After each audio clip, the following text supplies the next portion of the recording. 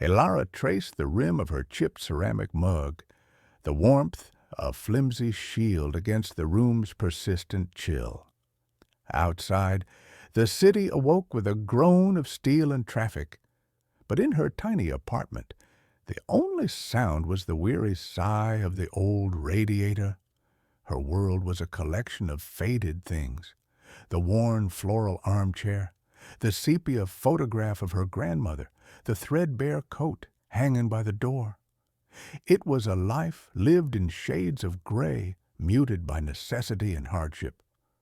Her gaze fell upon the letter on the table, its paper yellowed and brittle with age. It was her grandfather's last will, though it contained no mention of money or property. It was a letter of philosophy, of memories, and of one final cryptic instruction. For years it had been a source of comfort, a tangible link to the kindest man she had ever known. Now it was a source of desperate, flickering hope. Her grandmother's cough echoed from the next room, a dry, rattling sound that tore at Elara's heart with each rasp. The medical bills were a silent, growing mountain on the kitchen counter, an avalanche of numbers that threatened to bury them both. The doctors had been clear. A specialized surgery was her only chance, a procedure that cost more than Elara could hope to earn in a dozen lifetimes of waiting tables. She picked up the letter again, her fingers ghosting over the elegant looping script. Her grandfather, Eduardo, had been a simple piano tuner, a man who believed that wealth was measured in kindness, not currency. Yet his final words hinted at something more. "My dearest Elara," it read, "should you ever find yourself in a winter of the soul, remember that our family's truest legacy is not stored in a vault, but in a melody. Go to the Sterling Grand Hotel. Find the piano named Eleonora's Melody. The key is not made of metal, but of music. Let your heart guide your hands." It felt like a fairy tale, a foolish riddle from a man whose mind was already drifting toward the next world. For years she had dismissed it. But now, with the weight of her grandmother's life pressing down on her, foolish hope was the only kind she had left. She had to try. She had to believe that her grandfather, a man of profound integrity, had left her something more than just beautiful words. So, with a deep, shaky breath, she made her decision. She folded the letter, tucked it into the pocket of her thin coat, and prepared to step into a world where she did not belong. The Sterling Grand Hotel was not just a building, it was a symbol of everything she was not. It was an ocean of luxury, and she was a single, forgotten stone on its distant shore. The moment Elara pushed through the revolving glass doors of the Sterling Grand Hotel, the air changed. It grew heavy, scented with the expensive perfume of lilies and old money. The hushed reverence of the lobby was a physical force pressing in on her, making her feel small and out of place. Her worn coat felt like a beggar's rags, her scuffed boots a vulgar intrusion on the polished marble floors that reflected the glittering chandeliers like a frozen upside-down sky. Men in tailored suits and women draped in jewels glided past her, their conversations a low, confident murmur. They moved with an unconscious entitlement, as if the world was a stage built solely for them. Elara felt like a ghost, unseen and insignificant. She clutched the strap of her worn shoulder bag, the crinkle of her grandfather's letter inside a small secret comfort. Her eyes scanned the vast cathedral-like space, searching, and then she saw it. Tucked away in a grand alcove, bathed in the soft glow of a spotlight, was a magnificent grand piano.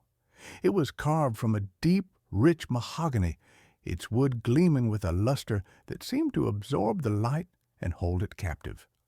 A small, elegant brass plaque on its side read, "Eleonora's Melody."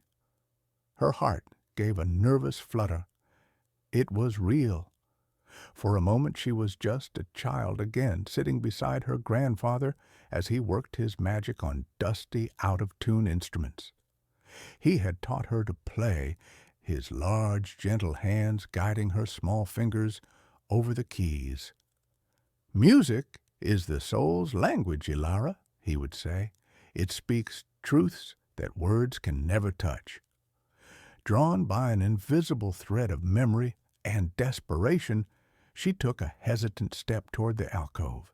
She wanted to feel the smooth, cool ivory beneath her fingertips, to see if the piano held the answer her grandfather had promised. She was so lost in her thoughts, so wrapped in the gravity of the moment, that she did not hear the booming voice that shattered the lobby's expensive silence. "Well, well, what do we have here?" The voice was slick with arrogance, a cruel amusement dripping from every syllable. Elara froze, her hand hovering just inches from the piano. She turned to see a man standing behind her, a towering figure in a suit so exquisitely tailored it seemed woven from shadow and pride. He had a cruel smile and cold, dismissive eyes that swept over her as if she were a piece of dirt someone had tracked in.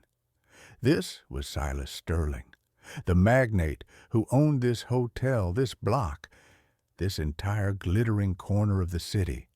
A group of sycophants flanked him, their faces masks of fawning admiration. They chuckled on cue, a chorus of weak laughter that echoed their master's contempt. "Lost, little bird," Silas sneered, his voice loud enough for half the lobby to hear. Heads turned, whispers started, sharp and pointed like shards of glass. "This is the Sterling Grand, not a soup kitchen. Or perhaps you thought the piano was for public use?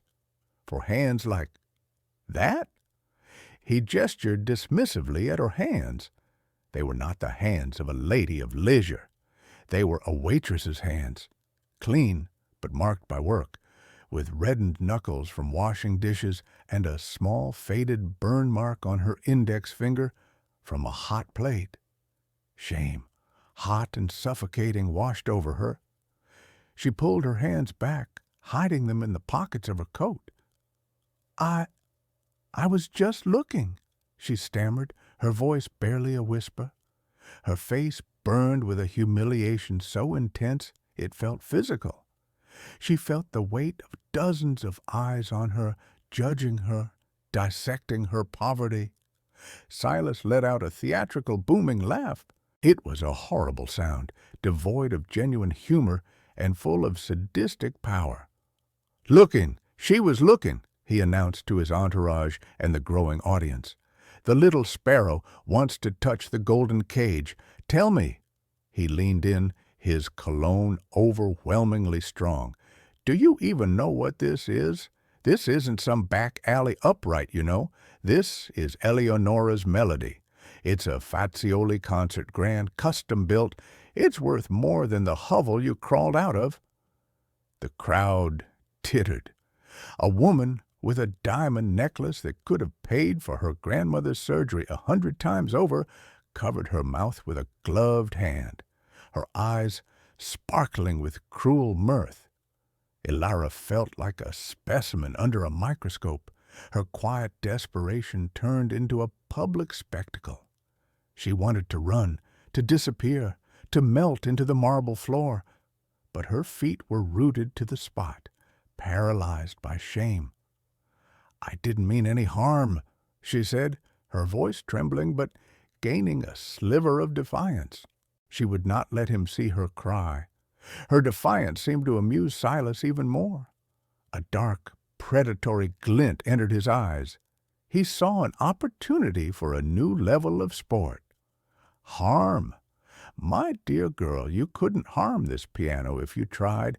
It takes a certain breeding, a certain touch to even coax a sound from it, a touch you clearly lack. He circled her like a shark, his every movement designed to magnify her discomfort. The air crackled with tension. This was no longer a simple misunderstanding. It was a public execution of her dignity. "You know what?" Silas declared, his voice ringing with false magnanimity. "I'm feeling generous today. It's not often we get such entertainment. I'll make you a bet." He paused for dramatic effect, ensuring every eye in the lobby was on him.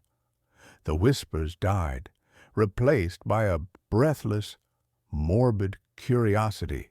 "You seem so fond of my piano," he continued, his smile widening into a sadistic grin. "So here is the deal, in front of all these good people. If you can sit down at that bench and play just one single perfect note, just one, I will give you $1,000,000. A collective gasp rippled through the crowd. $1,000,000! It was an absurd, impossible sum. It was a joke. Silas knew it, the crowd knew it, and they all expected Alara to know it too. The offer wasn't an act of charity. It was the final, crushing punchline to his cruel performance. It was designed to make her refusal as humiliating as her attempt would be. "But," he added, holding up a finger, his voice dropping to a conspiratorial whisper, "if you fail, if the note is flat or sharp, or if you produce no sound at all, you will get on your knees and polish my shoes with your coat, right here, for everyone to see." The crowd murmured, a mixture of shock and delighted cruelty. The terms were barbaric. The power imbalance was staggering. He was a king in his castle, and she was a peasant at the gates. Alara stood frozen, the man's words echoing in the cavernous space. $1,000,000. It was the answer to every prayer. It was her grandmother's life. It was a way out of the suffocating gray of her existence. But the price was the near certainty of absolute, soul-crushing humiliation. Every instinct screamed at her to run, to flee the predatory smiles and the suffocating opulence. Silas saw her hesitation and pressed his advantage. "What's the matter? Cat got your tongue? It's a simple proposition, a chance to trade that pathetic coat for a fortune, or is the risk too great?" He leaned closer, his voice dropping to a venomous whisper meant only for her. "I heard from the staff you were asking about medical funds. Something about a sick old woman? $1,000,000 would solve that, wouldn't it? But then again, people like you don't get lucky. You were born to serve, not to dream." That was it. The mention of her grandmother, the casual, cruel dismissal of her family's pain. Something inside Alara, something that had been bent and bruised for years, finally snapped. The fear that had paralyzed her evaporated, replaced by a cold, searing flame of anger. The shame was still there, but it was now fuel for a fire she hadn't known she possessed. She lifted her chin, her eyes, once downcast and timid, now meeting his with a direct, unblinking stare. The sudden shift in her demeanor was so stark that Silas took an involuntary step back. The whisper-thin waitress was gone. In her place stood a woman made of iron. "I accept your bet," she said. Her voice was no longer a tremble, but a clear, steady tone that cut through the hushed anticipation of the lobby. A wave of surprised murmurs swept through the onlookers. Silas himself looked momentarily taken aback before his cruel smile returned, wider than ever.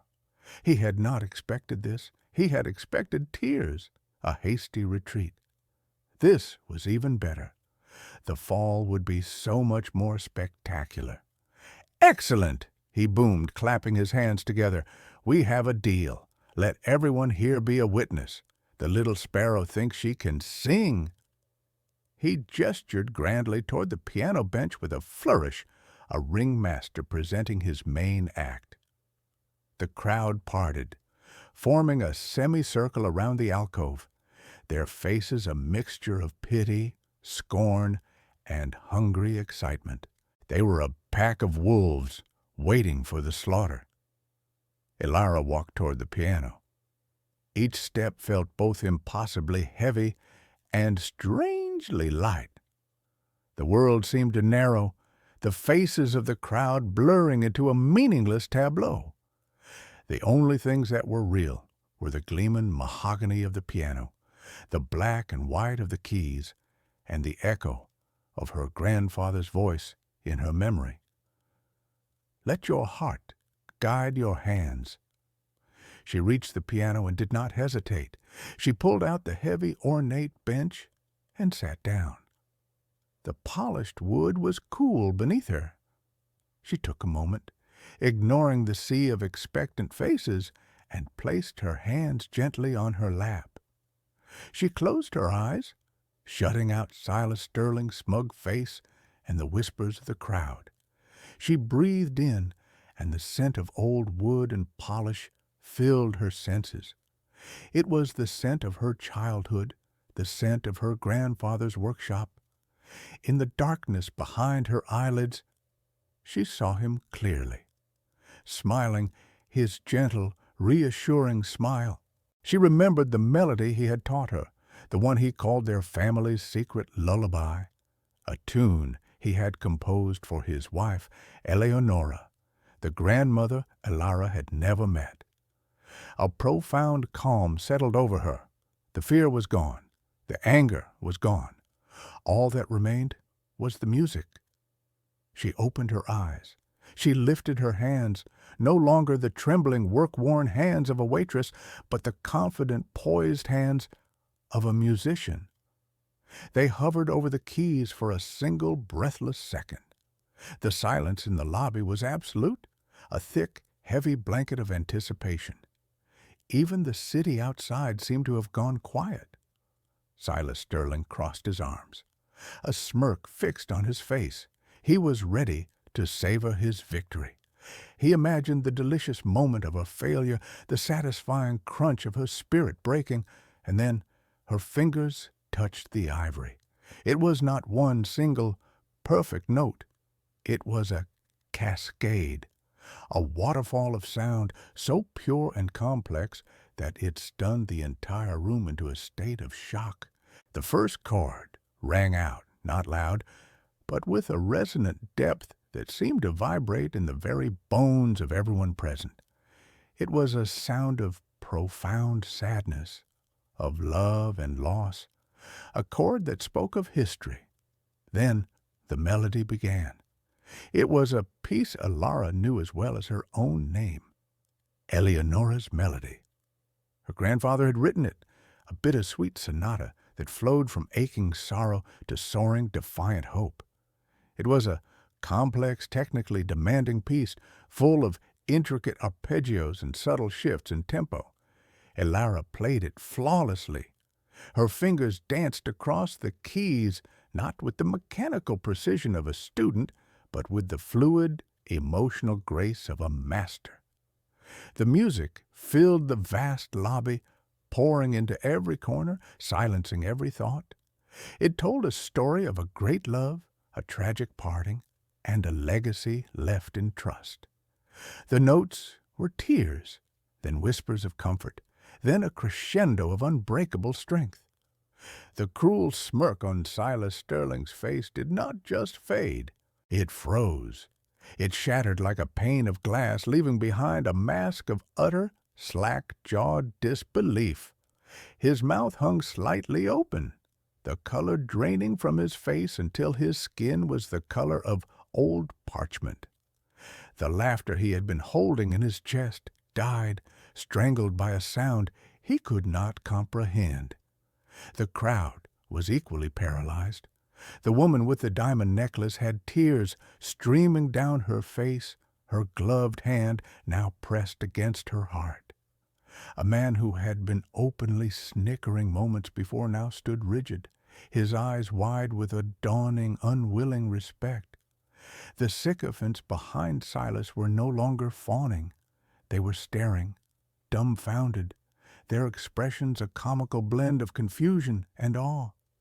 The melody swelled, reaching its powerful, triumphant climax. Elara's entire being was poured into the music, a lifetime of quiet sorrow, of fierce love for her grandmother, of righteous anger at the world's casual cruelty, all channeled through her fingertips and into the soul of the piano. The final notes hung in the air, shimmering, perfect, before fading into a silence more profound than the one that had come before.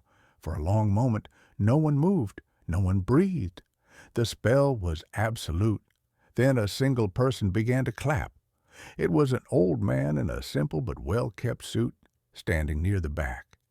His applause was slow, deliberate, and respectful. Then another joined in, and another, until the entire lobby erupted into a thunderous, spontaneous ovation. It was not the polite applause of a society function. It was a raw, emotional, overwhelming roar of admiration. They were not applauding a waitress who got lucky. They were applauding an artist who had just revealed her soul. Elara let her hands fall from the keys. She took a deep, shuddering breath, the emotion of the moment finally washing over her. She had done it. She had met the challenge. She turned slowly on the bench, not to face the applauding crowd, but to look directly at the man who had tried to break her. Silas Sterling was a statue of shock. His arrogance had been stripped away, leaving him looking hollow and strangely small. The power he wielded, the power of money and status, had been rendered utterly impotent by a force he had never bothered to understand, the power of genuine, undeniable talent. He stared at Elara, his mind struggling to reconcile the timid little sparrow with the virtuoso who had just silenced his entire world. The laughter was dead. The war had just begun. That melody, a voice stammered, cutting through the applause. It was Mr. Harrison, the hotel manager, a man who had spent 30 years serving the Sterling family with quiet, impeccable professionalism. He was pale, his hands trembling as he pushed his way through the crowd toward the piano. "It's impossible," he whispered, his eyes fixed on Elara, not with scorn, but with a kind of terrified reverence. Only a Valerius would know that song. It was his private composition, for his wife, Eleonora. Silas Sterling finally found his voice, a choked, furious rasp. "What are you babbling about, Harrison? She's a nobody, a waitress. It's a trick. She must have heard it somewhere." But Mr. Harrison was not listening. He approached the piano, his gaze falling upon a small, almost invisible panel near the keyboard. With a shaking finger, he pressed a sequence of 3 carved rosettes hidden in the mahogany filigree.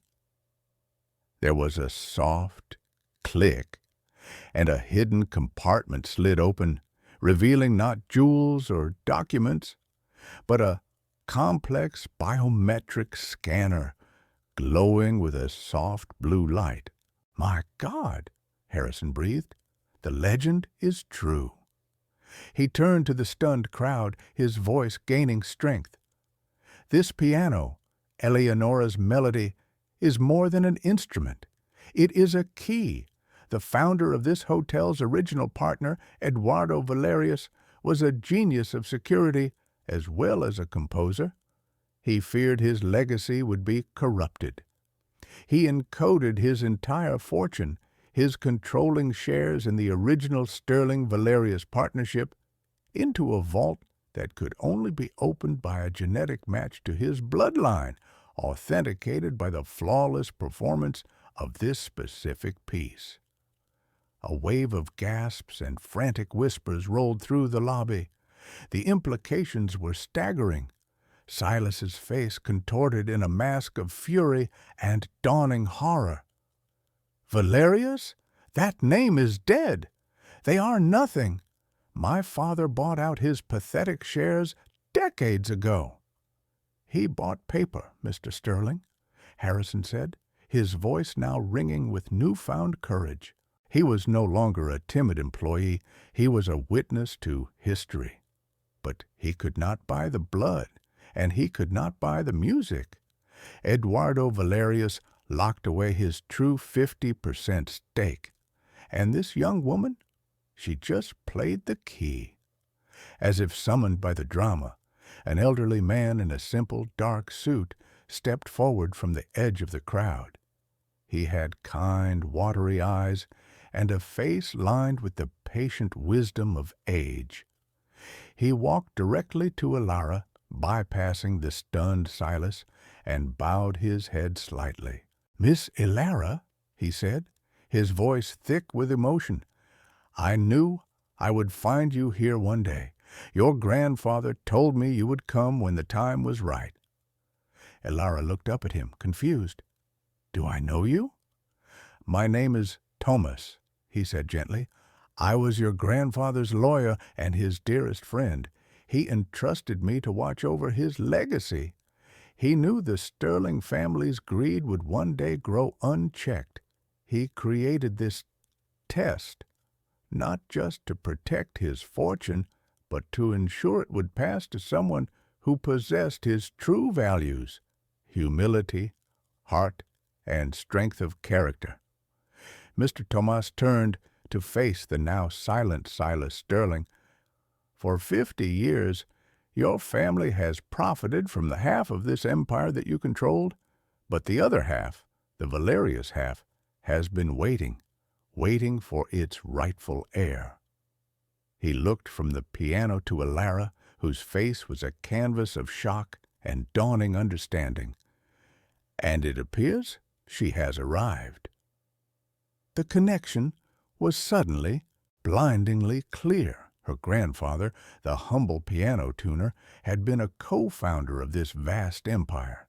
He had hidden his half of the kingdom not in a bank, but in a song, a legacy protected by love and genius. The letter was not a riddle. It was an inheritance. Silas, finally recovering from the initial shock, let out a snarl of pure rage. "This is preposterous! A fairy tale! I will have you all thrown out! I will call my lawyers! This is my hotel, my company!" He lunged for the piano as if to slam the lid shut and silence the truth it represented. But Mr. Thomas stood in his way, his small frame suddenly imbued with an unshakable authority. "It is not yours to touch, Silas," Mr. Thomas said, his voice cold as ice. "This piano belongs to the Valerius estate, as it now seems does half of everything you believe you own." Silas recoiled as if he had been slapped. The public humiliation he had engineered for Elara had backfired in the most spectacular way imaginable. He was no longer the king in his castle. He was a usurper, and the true queen had just walked through his gates. He began to frantically dial a number on his phone, his voice a low, venomous hiss. "You will regret this, all of you. You have no idea who you are dealing with." He was trying to project power, but his trembling hands betrayed his fear. He was no longer a predator toying with his prey. He was a cornered animal, and the hunters were gathering. While Silas was spitting threats into his phone, Mr. Thomas gently guided Elara away from the piano. He led her to a quiet corner of the lobby, shielding her from the curious stares of the crowd, which had now shifted from scorn to frantic speculation. "I know this is a shock," Mr. Thomas said, his voice a calming balm. "Your grandfather was a very private man. After Silas's father, Richard Sterling, began to change the company's direction, prioritizing ruthless profit over community and care, Eduardo grew disillusioned. He saw Richard's greed for what it was, a cancer. He paused, ensuring Ilara was listening. They had a terrible argument. Richard offered to buy Eduardo out. Your grandfather, knowing Richard would bleed the company dry and discard its ethical foundations, refused to sell. Instead, he did something brilliant. He legally restructured his 50% ownership into a dormant trust, the Valerius Legacy Trust. He then used his technical genius to make this piano the one and only key. Ilara's mind was reeling. But he lived so simply we had nothing. That was his choice, Tomas explained. He believed that great wealth could corrupt the soul. He wanted his heir, you, to grow up understanding the value of hard work, of empathy, of kindness. He wanted you to earn your character before you inherited your fortune. He always said, wealth is a tool. In the wrong hands, it is a weapon. In the right hands, it can be a miracle. He was waiting to see whose hands you would have. Just then, Mr. Harrison, the manager, hurried over, his face flushed with a mixture of excitement and fear. "Mr. Thomas, Miss Valerius," he said, the name sounding strange and new. "Silas Sterling is on the phone with his legal team. He's claiming fraud. He's trying to have the piano seized as a corporate asset and have you both escorted from the premises." Before Mr. Thomas could respond, Ilara's own phone, an old model with a cracked screen, began to buzz. It was an unknown number. Hesitantly, she answered. "Is this Miss Ilara Valerius?" a crisp, professional voice asked. Yes," she stammered. "This is Marcus Thorne, from the Board of Directors of Sterling Holdings. We just received an alert from the Valerius Trust's automated system, an alert that has been dormant for 50 years. It states that the primary heir has been authenticated and a full emergency board meeting is now mandatory within 24 hours. Mr. Sterling cannot legally touch that piano or ask you to leave. In fact," the voice paused, "according to the original corporate charter, as the sole representative of the Valerius Trust, you now hold veto power over any executive action. Welcome to the board, Miss Valerius." The phone clicked off. Ilara stared at her old cracked screen in stunned silence. Veto power. Board meeting. The words were from another universe. An hour ago, she was worried about making rent. Now, she was a major power player in a multi-billion-dollar corporation. Silas's angry tirade on the other side of the lobby abruptly stopped. He had clearly received the same information. He lowered his phone, his face a thunderous mask of disbelief and pure, unadulterated hatred. He looked at Ilara, no longer with contempt, but with the fury of a tyrant whose throne was crumbling beneath him. The initial shockwave had passed. Now the battle lines were being drawn. Silas Sterling would not give up his kingdom without a fight. He began to move, not with the bluster of a bully, but with the cold, calculating menace of a true villain.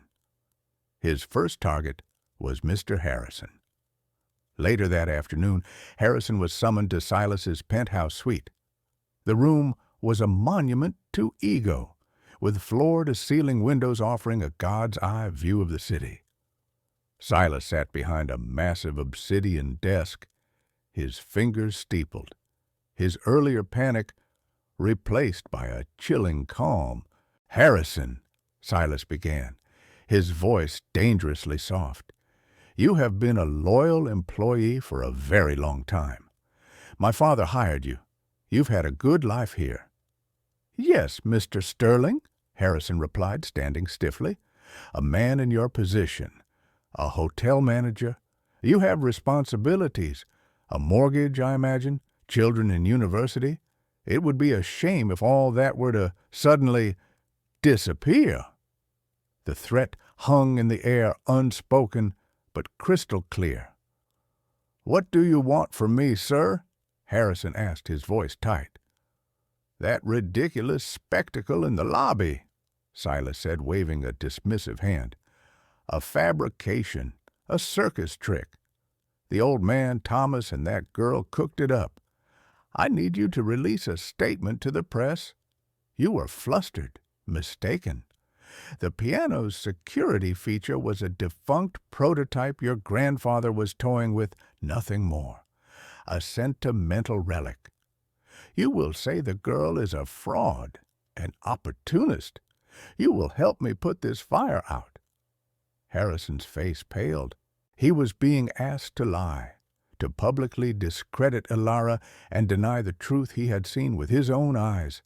It was a test of his soul.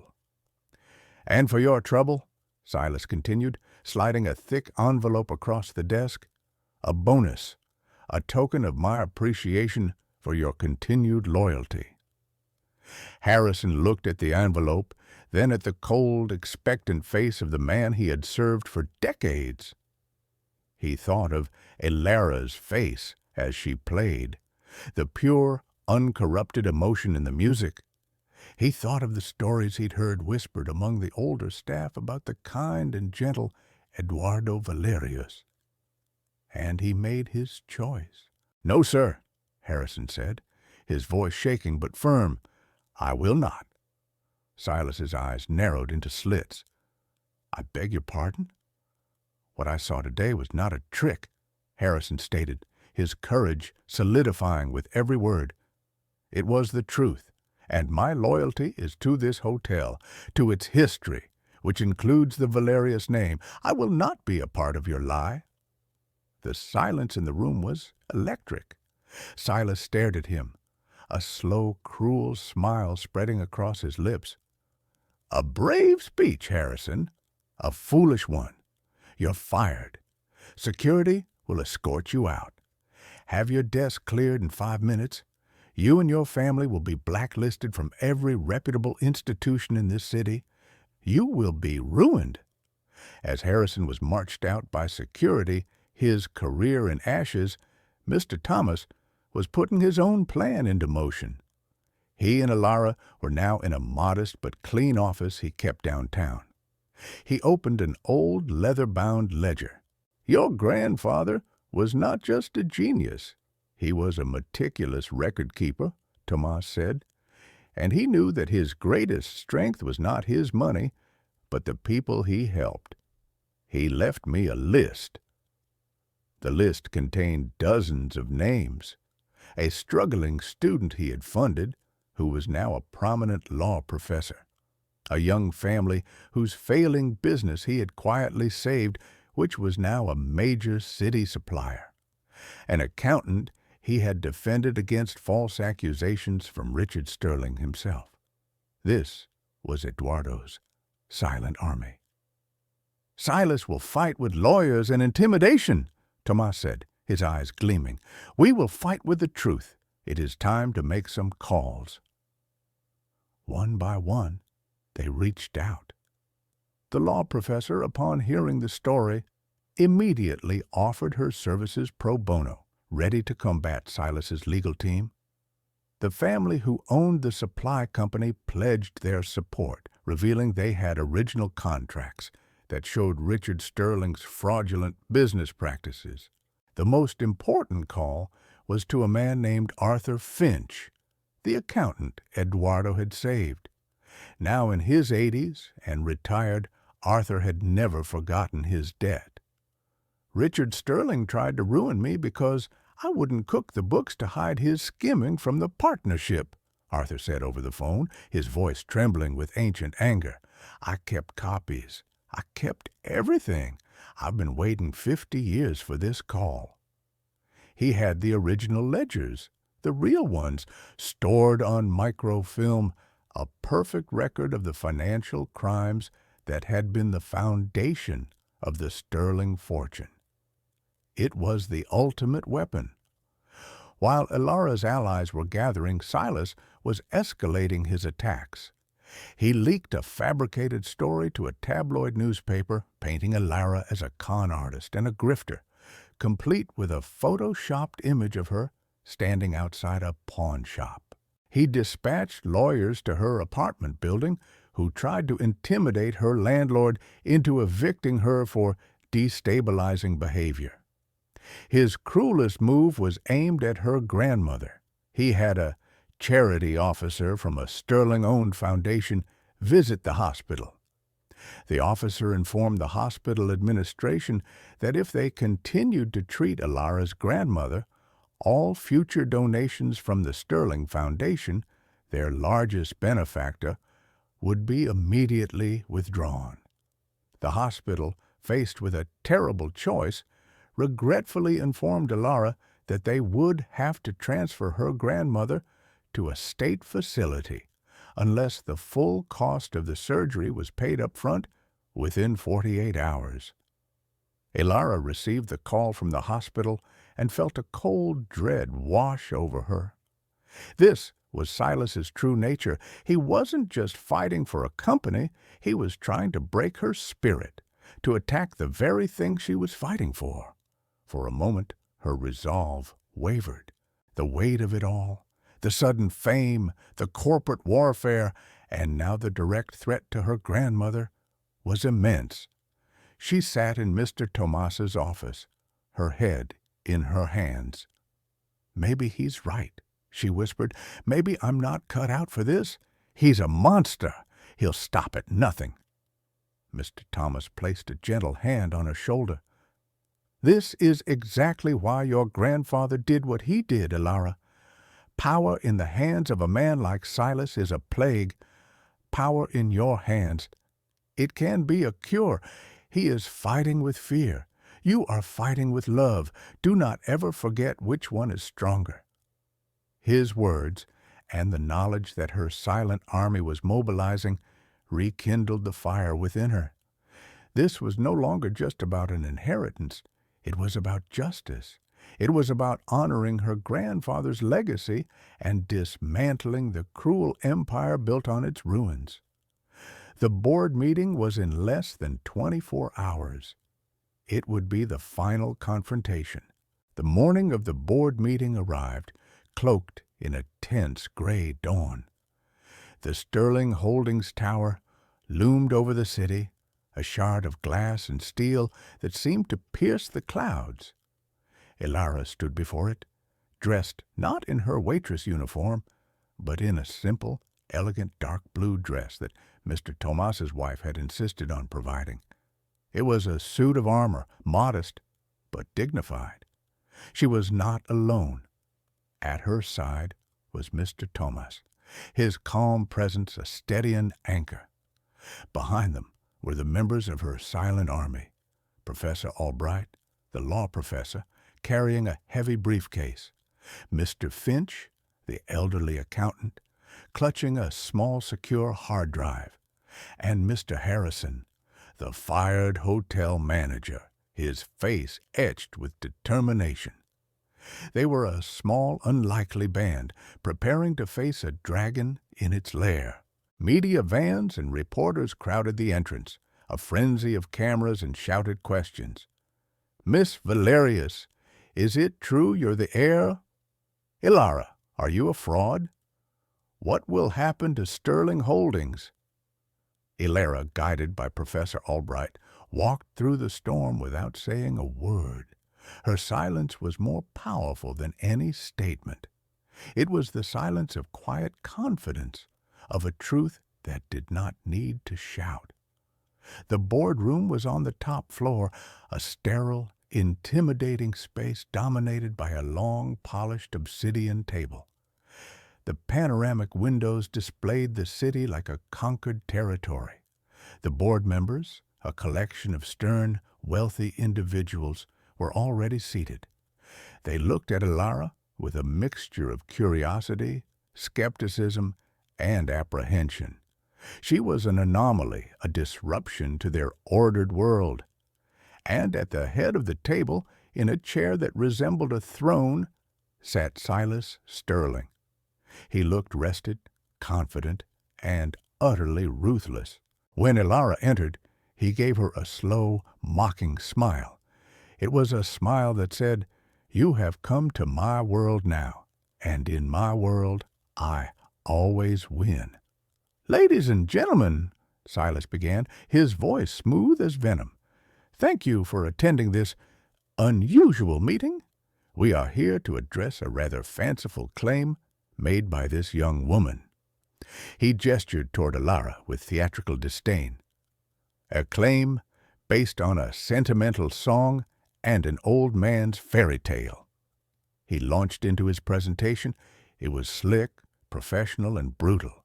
He presented documents, forged, as Elara knew, showing his father's legitimate purchase of the Valerius shares.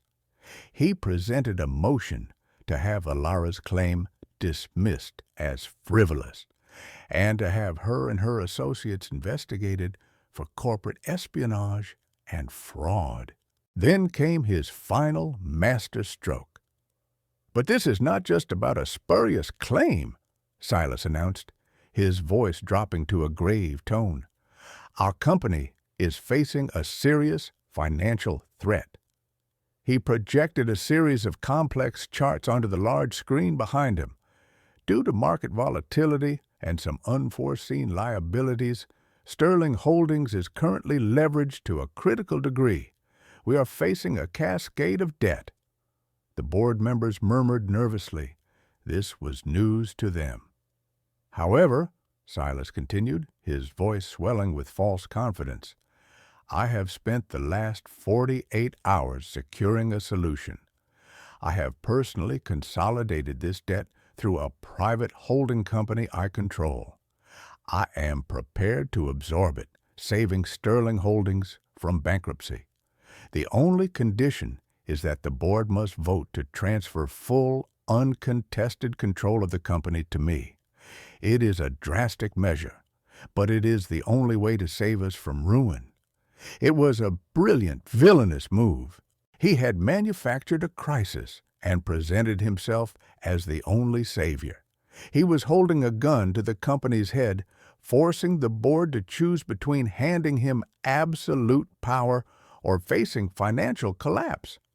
He leaned back in his chair, his eyes gleaming with triumph. He had cornered them. He had won. The room was thick with a tense, defeated silence. The board members looked at each other, trapped. Then Elara spoke. Her voice, though quiet, filled the room with its clarity and strength. "That will not be necessary, Mr. Sterling." All eyes turned to her. Silas's triumphant smirk faltered. "You speak of fairy tales," Elara continued, rising to her feet. "Let me tell you a true story. It's the story of a man named Eduardo Valerius, who believed a company should be a family, not a machine for generating profit. A man whose partner, Richard Sterling, betrayed him." "These are baseless accusations," Silas boomed, slamming his fist on the table. "Are they?" Elara asked calmly. She turned to Professor Albright, who stood and addressed the board. "We are not here to make accusations," the professor said coolly. "We are here to present evidence. Mr. Sterling's claim of a debt crisis is a fabrication." She looked to Mr. Finch. The elderly accountant, with shaking but determined hands, connected his hard drive to the boardroom's projector. The slick charts from Silas vanished, replaced by scanned images of old, handwritten ledgers. "These are the original financial records of the Sterling-Valerius partnership from 50 years ago," Finch announced, his voice ringing with the vindication of a lifetime. "They show in meticulous detail how Richard Sterling systematically siphoned funds from the company into his private accounts, the very funds he used to build his personal fortune and create the illusion that he had bought out his partner. A wave of shock went through the board. The data was undeniable, each fraudulent transaction highlighted and explained. Silas's face turned ashen. "This is slander, forgery." "And these," Professor Albright continued, placing a stack of documents on the table, "are sworn affidavits from 3 former employees of Richard Sterling, all confirming the hostile work environment, the unethical practices, and the pressure to falsify reports. All of them were helped by Eduardo Valerius after your father tried to destroy them." Then Mr. Harrison, the former hotel manager, stepped forward. "And I am here to testify that just yesterday Silas Sterling attempted to bribe and threaten me into lying about the events in the hotel lobby. He fired me when I refused." The foundation of Silas's power was crumbling, brick by brick. His manufactured crisis was exposed as a lie, his family's history as a fraud. The board members were now staring at him not with apprehension, but with cold, dawning fury. They had been manipulated, lied to. Elara delivered the final blow. She stood before the board, her gaze locked on Silas. "My grandfather didn't just leave me a song. He left me his values. He knew that one day this company would have to choose between the path of greed and the path of integrity. Mr. Sterling has shown you his path. It is built on lies, intimidation, and cruelty. He threatened my grandmother's life to try and silence me." A gasp went through the room. This crossed a line from corporate malfeasance to monstrous cruelty. "I am the heir to the Valerius Legacy Trust," Elara declared, her voice resonating with the full weight of her new authority. "And as my first official act, I am exercising my 50% voting power.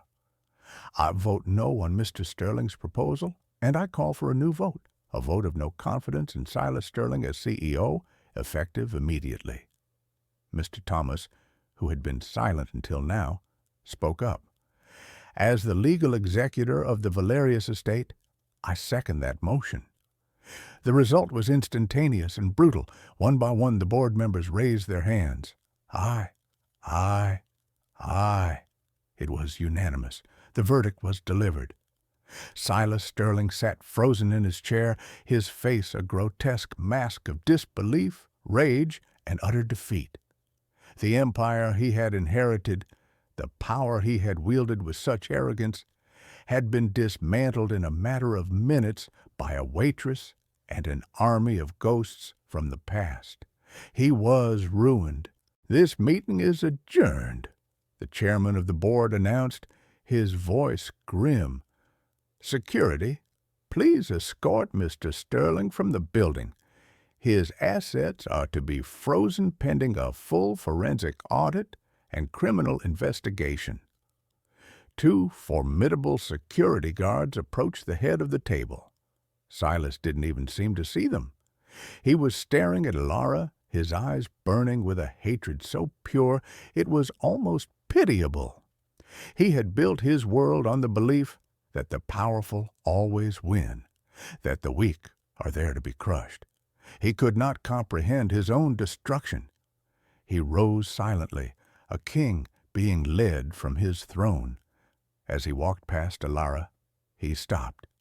"You," he hissed, his voice a venomous rattle, "you have no idea what you've done." "I know exactly what I've done," Elara replied, her voice steady and clear. "I've turned on the lights." He was led away, a man who had everything and was now left with nothing but his own bitter, hollow soul. The room was quiet. Elara stood by the window, looking out at the city. It looked different now. It no longer felt like a foreign, intimidating landscape. It felt like a responsibility, a garden she now had to tend. The days that followed were a whirlwind. The story was everywhere, a modern-day fable of David and Goliath, of virtue triumphing over vice. Silas Sterling's downfall was as public as it was complete. The criminal investigation uncovered decades of fraud, tax evasion, and corporate abuse. He lost everything, his company, his fortune, his reputation. He became a ghost in the city he once owned, a cautionary tale whispered in boardrooms and back alleys. But Elara's focus was not on his ruin.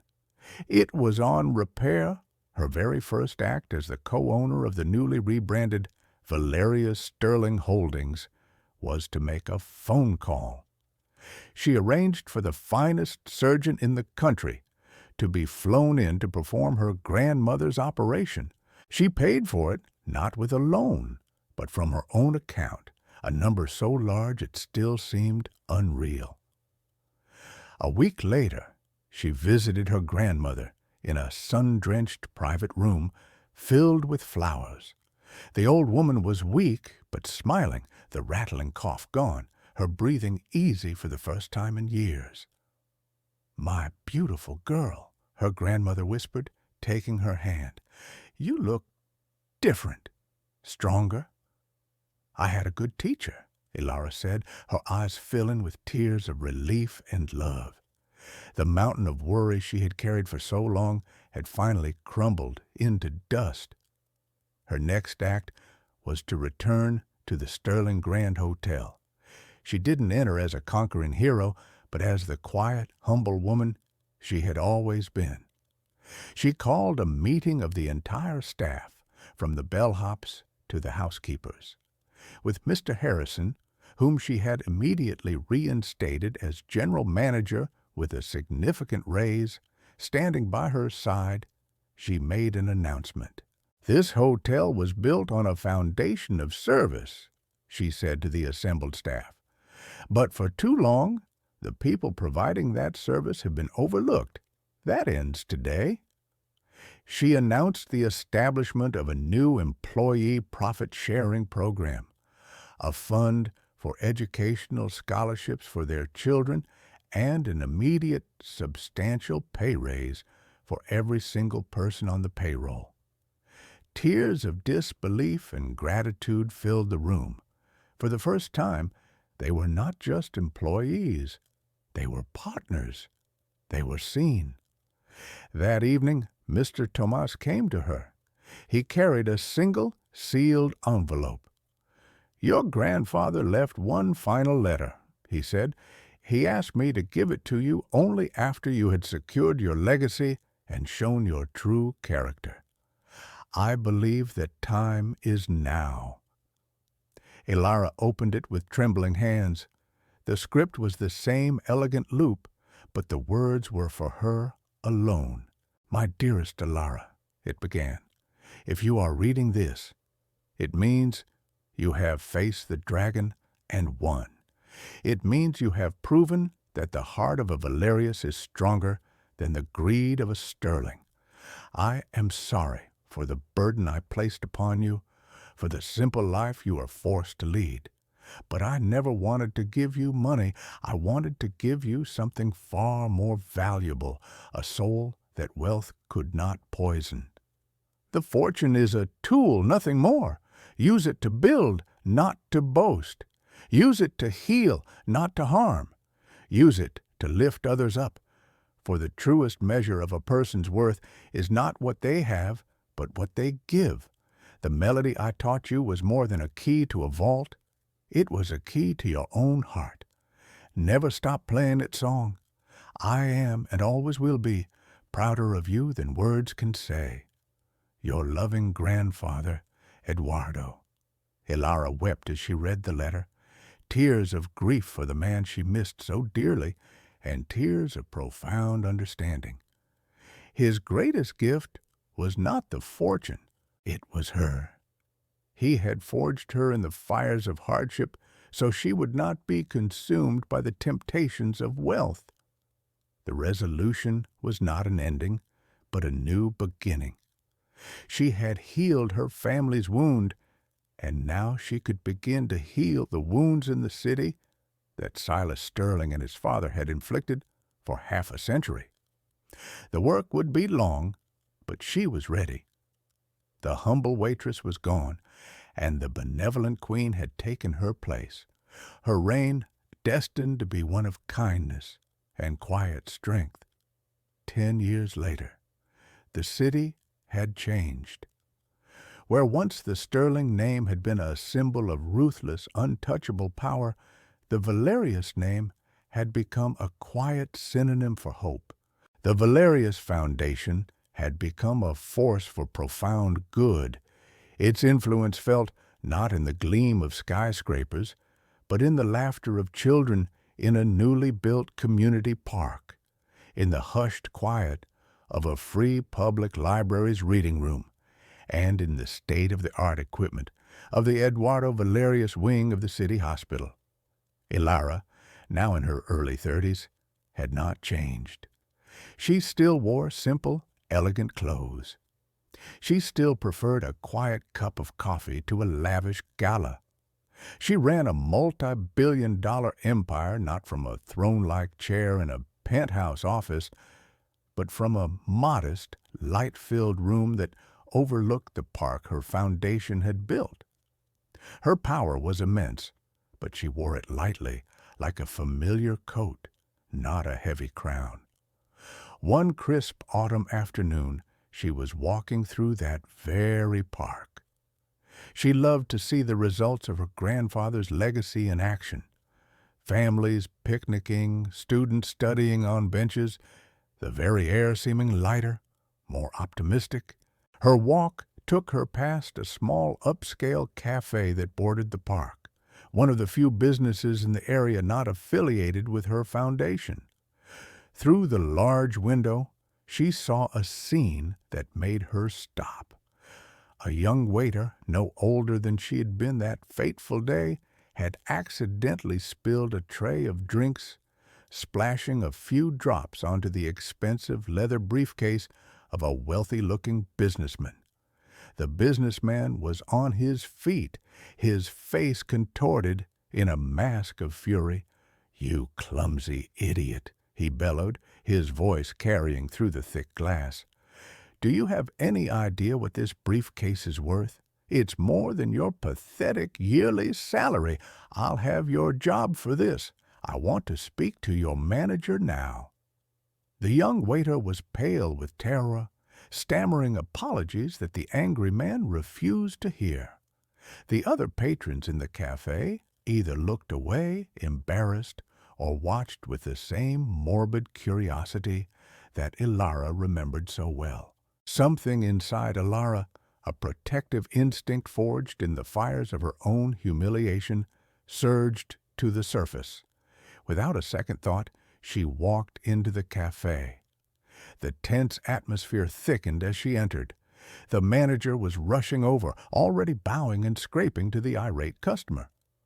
"Sir, I am so sorry, please. Your meal is on the house. We will have him disciplined immediately." "Excuse me," Ilara said, her voice calm but carrying an undeniable authority that cut through the manager's frantic apologies. The businessman turned to snap at this new interruption, but he froze when he saw her. Everyone in the city knew her face. He was a mid-level executive at a rival corporation, a man who had tried and failed to do business with her, finding her ethical standards too demanding. His arrogant bluster deflated instantly, replaced by a nervous fawning recognition. Miss Valerius," he stammered, his face flushing. I didn't see you there." Ilara didn't look at him. Her eyes were on the terrified young waiter. She saw the shame in his posture, the trembling of his hands. She saw herself. "It was an accident," she said simply, her gaze still on the boy. She then turned her cool, steady eyes to the businessman. "And I believe an apology is owed, but not by him." The man's jaw worked silently. To be rebuked by Ilara Valerius was a death sentence in the city's social and business circles. "Of course," he mumbled, utterly defeated. "My apologies. I overreacted." He couldn't get out of the cafe fast enough, leaving his briefcase behind in his haste. Ilara turned to the young waiter, who was staring at her as if she were an angel descended from heaven. She gave him a small, kind smile. "Are you all right?" "Yes, Miss Valerius, thank you so much," he whispered, his voice thick with gratitude. "What is your name?" she asked. "Leo, miss." "Are you in school, Leo?" He looked down at his scuffed shoes. "I was. I had to drop out to help my family. My father lost his job." Ilara's heart ached with a familiar pain. She reached into her bag and pulled out a simple card with a handwritten number on the back. "This is the number for the head of the Valerius Foundation Scholarship Program," she said, pressing it into his hand. "Call him tomorrow. Tell him Ilara sent you. We will cover your full tuition and provide a living stipend for your family until you graduate. The only condition is that one day you find a way to help someone else who is struggling." Tears welled in Leo's eyes. He looked at the card, then at her, unable to speak. "Someone did the same for me once," Ilara said softly. "They gave me a chance when I had nothing. I'm just paying it forward." She left the cafe, leaving behind a stunned manager and a young man whose life had just been irrevocably changed. As she walked back into the sunlight of the park, she thought of Silas Sterling. She had heard he was living in a small, forgotten town upstate, a bitter, lonely man who spent his days railing against the injustice of a world that had, in his view, wronged him. He was offered a second chance once, a janitorial position at a community center funded by her foundation. It was a job with dignity, a path to redemption. He had been too proud to accept it. He chose to remain a prisoner of his own arrogance. Ilara felt a brief, passing sadness for him, not for the fortune he had lost, but for the humanity he had never found. She looked at the children playing, at the families laughing, at the world she had helped to build. Her grandfather had planted a seed of kindness in a world of stone. The harvest would be eternal.